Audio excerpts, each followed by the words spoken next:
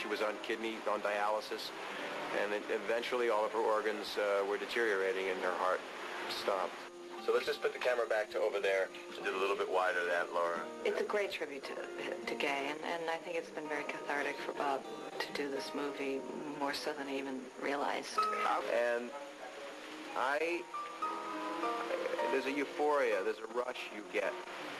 And it's sad as, it's the saddest thing in the world when you lose somebody you love. My experience was the more, as she was dying, she became very saintly. And to be in her presence was to be in that room when we all had our vigil with her to make our last moment's peace. It was like being in on hallowed ground. On the Full House set, dealing with the disease and his sister's death strengthened the bond between Bob and his co-stars. Sadly, tragedy had struck them as well. Dave's sister passed away from cancer, and my sister passed away from scleroderma, and then John's sister, thank God, had a mild problem with MS, and she recovered. But the thing that all three of us went through these traumas together really did make us closer to each other. While Bob was dealing with pain in his personal life, his professional career couldn't have been going any better. He became that rare star in Hollywood, 2 hugely successful series on TV at the very same time. So I went and did this show, another pilot, an hour pilot, and you sign a piece of paper that says, 3 specials. Okay, maybe 5 years if it went as a series. Yeah, right. Who's going to watch a clip show of people's home videos every week? It's impossible. And then the pilot, beat a rerun of 60 Minutes, and people went, run to the hills. Today, Bob is as busy as ever, continuing to take on roles both in front of and behind the camera on television and in feature films.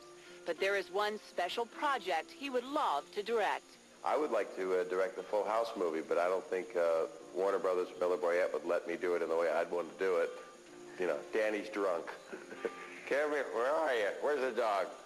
Comet? Crawl into bed accidentally with Uncle Jesse. You can't do that. You can't really fulfill your dreams. Coming up on Entertainment Tonight, Behind the Walls of Full House. Why it was tough working with the Olsen twins. It took incredible patience and long, long hours. From the first days on the set to their big bucks business success inside the Olsen empire. The Full House outtakes from the cutting room floor. The hilarious footage never seen on TV. Candace Cameron Bure. Find out which co-star introduced her to her husband as she shares her wedding video. Hi, Candace. Thank you, Valerie. The Dave Coulier controversy. I'm not going to drag my family's name through the press anymore. How he fought back against charges he allegedly mishandled money. That's next on Behind the Walls of Full House. People get and realize. But recently, that comedy turned to controversy for Dave with a big money mix-up that some people didn't find very funny. Here I am, new to starting a foundation. All I wanted to do was raise money and give it away to kids. He began with the best intentions. Dave says he simply wanted to help others after watching his 36-year-old sister die from cervical cancer in 1992. He lent his name to a charity event in Detroit. But by the time he started the Coulier Foundation in 1996, the event had gotten out of hand. At that point, we were getting 17,000 people at our charity hockey game at Joe Louis in Detroit with the Detroit Red Wings, and it really started to feel like a big corporation. By the mid-1990s, Coulier was harshly criticized for having only a small percentage of the money raised actually go to charity.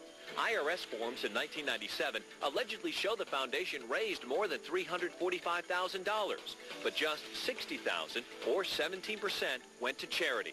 In 1996, over $154,000 was collected, but only $6,000, or less than 4%, was donated. Dave says the problem was expenses. It simply cost too much to attract top-notch celebrities.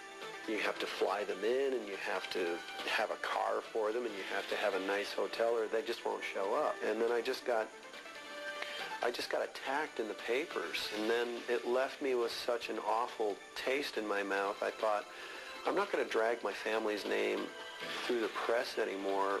Dave has since disbanded his foundation. I think my time is better spent one-on-one, just going and visiting a child in the hospital and saying, "Hi, I'm Dave. How you feeling today?" Oh, Jess, you found my Gumby.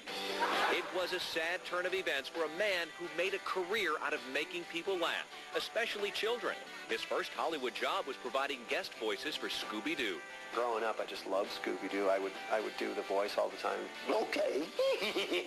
You know, it just drove my friends crazy. He also filled in for Robin Williams on the Mork and Mindy cartoon. I would do my voice of Robin Williams for all of the animators, and they would animate my voice and then have Robin. Swear words in Richard Pryor movies for TV broadcasts. Here I was doing Richard Pryor's voice, saying words like, "Oh, shucks, darn it." Yeah, okay, that's going to work out just fine. We represent Dave's full range of voices also found a home on Full House, and in 1990 he doubled up as the co-host of America's Funniest People. Only one problem: that show taped in Orlando. It was really difficult because I would work all weekend and then return back to Full House on Monday, and it really became a grind for those 2 years. Number 3, what is Cenozoic? Now 41, Dave is drawing laughs on the new version of To Tell the Truth. He continues to make comedy albums and has created a comedy website for kids. The Michigan native has come a long way since the dark day he mistakenly thought he had been handpicked to join Saturday Night Live. I was just crushed because I had told all my friends and my family, you know, I'm going to be on Saturday Night Live. I think I've got the show. And then Full House came along, and, you know, the rest is kind of history. Dave's comedy has grown up ever so slightly since those Full House days. His latest CD features routines entitled A Blast from the Pants and Morris Goes to the Strip Club. As you can imagine, life behind the scenes of Full House was full of practical jokes and fun. And now we have the never-before-seen footage and the outtakes the stars never thought would make air. It seems spitting out the dialogue tripped up pretty much everyone. Just jumping anytime. Why are we laughing? Whoa, baby. Joey, thanks for taking me to that party. Hey, Joe. Hey, I put some new plumbing in the attic, and I had to turn off the main power line, so I hope I don't...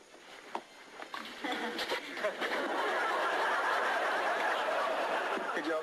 Hey, son, I'm putting some new plumbing in the attic, and I had to turn off... What? What are you putting in the attic? Hey, Joe. Hey, I'm putting some new plumbing in the attic, so I had to turn off the main power line, water line. So, I'll tell you what, I'll give you the cookie if you show me everything you did from the time you picked up Uncle Jesse's Wedding ring. wedding ring. Thank you. But Mary-Kate and Ashley didn't always nail the scenes either. Stop the wind. There's still more. let's go just like that. Let's have her have it up like that. Quiet, please. The men of the house always tried their best to get along. Here's one of the best scenes I've ever done. And I think I heard a little bird. Oh my God, I just stepped in a... But there seemed to be a little rivalry going on. No, don't tell me you're going to sing Happy Days Are Here Again. Is that the wrong song? I think I have a way to make you feel better. No. Don't tell me you're going to sing Happy... Just because you're cranky and get paid more, don't take it out on me. You know, I got 2 hit shows. We have to do this over because that crappy ad-lib at the end. It was great at the end. What are you saying crappy? It was fantastic. What was the matter with it? Next one. We got it. What's the problem?